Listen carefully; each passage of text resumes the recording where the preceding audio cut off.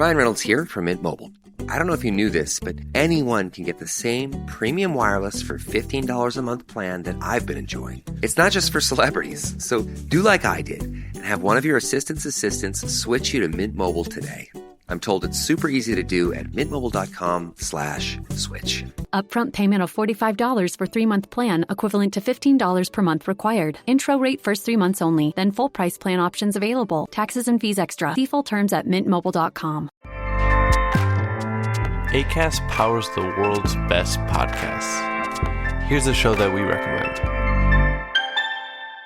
I just want to say that I'm back with a new podcast, Feedback with Ira Madison III. Every Thursday, I'll dissect whatever's taking over my group chat, like who Wes Wilson from Summer House is banging this week, whether film criticism and black art can actually coexist, why every man on a dating app is either illiterate or reading Middlemarch with no in-between, and whatever the hell is going on with heated rivalry fans on the internet. You know exactly who you are. I'll be joined by friends and other culture makers to dissect pop culture, politics, and the media, and all the ways the internet has rewired our brains permanently. New episodes of Feedback drop every Thursday starting June 18th. Subscribe now to Feedback with Ira Madison III wherever you get your podcasts. I should get that.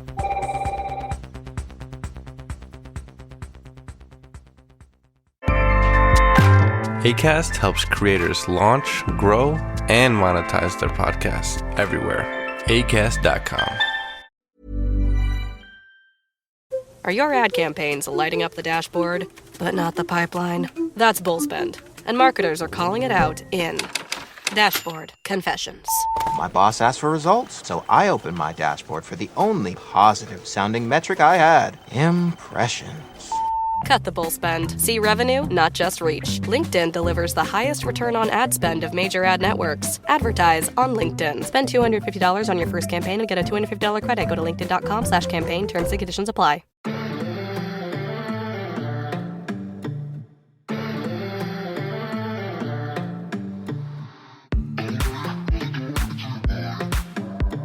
I do want to talk about YouTube because you shared a really interesting article. YouTube now lets you request the removal of AI content that impersonates you. I think personally, this is a step in the right direction. I actually love this. It should be, but DMCA takedowns should have been a step in the right direction as well. I have learned to be cautious when it comes to YouTube's enforcement. Not just their enforcement, but when you put the ability to flag and have content taken down into the hands of the users, it, especially in social media and in areas where toxicity spreads like wildfire on the internet, it does become a weaponized tool, right? There's been plenty of people who have had their content, their music taken down because somebody has just gone through and done a blanket copyright claim that isn't their copyright.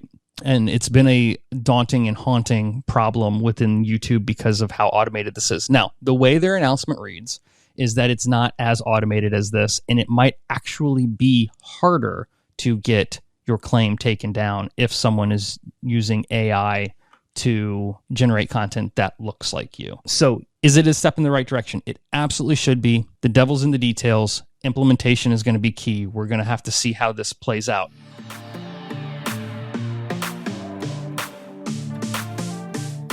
Well, yeah, it's like for people that are creative or that write or play music, whatever, there is a beautiful creative process that you go through, right? So if you eliminate that, then we cease being creative. And that's part of, like, to me, being creative is human nature, right? It's part of what makes us human. So, and I'm not saying AI can't be creative because, I mean, I think that's up for debate, but. Oh, I don't think it can at all. Really? At all? I think generative AI is a perfect term. I do not think AI can create. I think that it is a generative system, and to create is to have art and to have actual meaning behind it.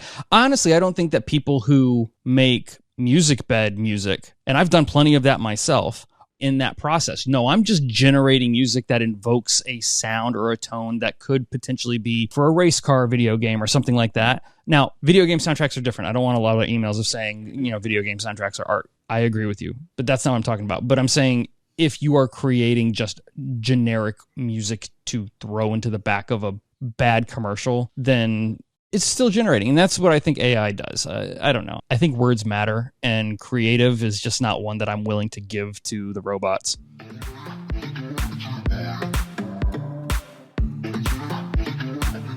It becomes, we're entering, like, I feel like there's going to have to be some, like, philosophical renaissance of, like, us rediscovering what is our value as human beings. And is it, like, do we have to all, go into the natural world and connect with our, like, souls? Like, where is this, I don't know. I feel like a lot of the AI is, like, intervening in places that I, like, I would honestly just prefer, like, put more AI resources, like clean up the ocean or do something, versus like take the jobs away from writers, directors, artists, creatives, and actors, like, or models. I don't know. And I think it's interesting though, because I relate to this theme and story, because part of what my inspiration was for creating my company Matriarch, which is like, sort of been in its inception phase for the past couple of years, but was to figure out where is this glitch in the matrix where I can create things that exist outside the bounds of AI.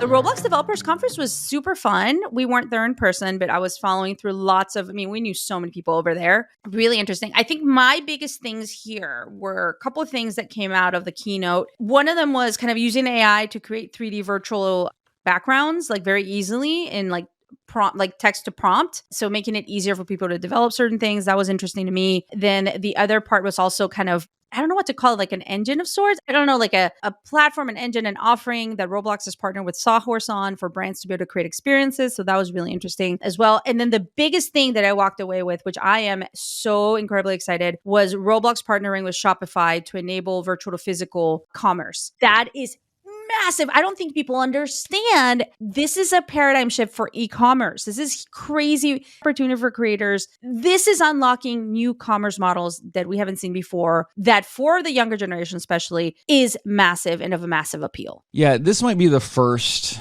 time that I've felt like what we always saw as the gaming world, and I don't mean it as like open world gaming. I mean it like the vision that we had for Second Life, the vision that was out there for the metaverse, all of this stuff. Like, this is actually really close to what everyone has been kind of talking about for the last decade, of how gaming can become not only immersive, but also a place where you have your friends and you do your shopping and you have this transfer of reality.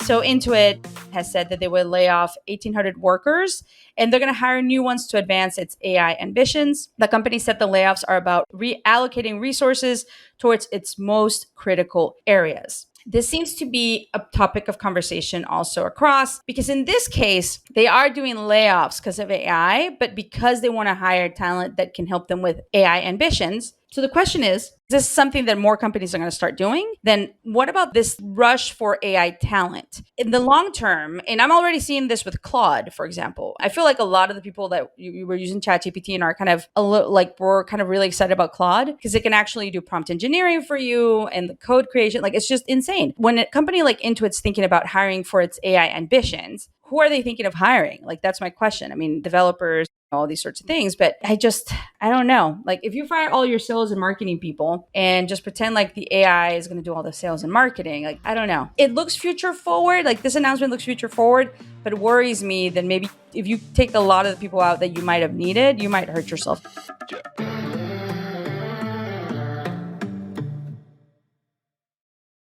Are your ad campaigns lighting up the dashboard, but not the pipeline? That's bullspend, and marketers are calling it out in Dashboard Confessions. My boss asked for results, so I opened my dashboard for the only positive-sounding metric I had: impressions. Cut the bullspend. See revenue, not just reach. LinkedIn delivers the highest return on ad spend of major ad networks. Advertise on LinkedIn. Spend $250 on your first campaign and get a $250 credit. Go to linkedin.com/campaign. Terms and conditions apply. Ryan Reynolds here from Mint Mobile with a message for everyone paying big wireless way too much. Please, for the love of everything good in this world, stop. With Mint, you can get premium wireless for just $15 a month. Of course, if you enjoy overpaying, no judgments, but that's weird. Okay, one judgment. Anyway, give it a try at mintmobile.com/switch. Upfront payment of $45 for 3-month plan, equivalent to $15 per month required. Intro rate first 3 months only, then full price plan options available. Taxes and fees extra. See full terms at mintmobile.com. Acast powers the world's best podcasts. Here's a show that we recommend. Hey everybody, I'm Naomi Ekperigan. And I'm Andy Beckerman. We're a real-life couple and a real-life couple of comedians. And we're the hosts of the podcast, Couples Therapy. We're the only comedy relationship podcast ever. Yeah, I said it. And we're so good, we've been written up in both the New York Times and we made Grindr's list of top podcasts. Yes, we're giving you that high-low appeal. Trust. On the show, we talk to guests like Bob the Drag Queen, Angelica Ross, Bowen Yang, Janelle James, Danny Pudi, Darcy Carden, Paul F. Tompkins, and more. All about love, mental health, and everything in between. And we answer your relationship questions. We are two unlicensed comedians just trying to help you out. So open your hearts, loosen your butts, because we got a lot of laughs and a lot of real talk just for you. Download Couples Therapy wherever you get your podcasts. Acast helps creators launch, grow, and monetize their podcasts everywhere. Acast.com.